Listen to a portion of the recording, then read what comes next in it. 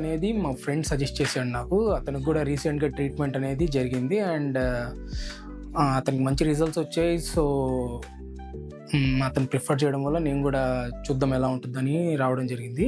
ఇక్కడ వచ్చాక staff and clinic and everything is too good. And coming to the treatment part, treatment is very smooth.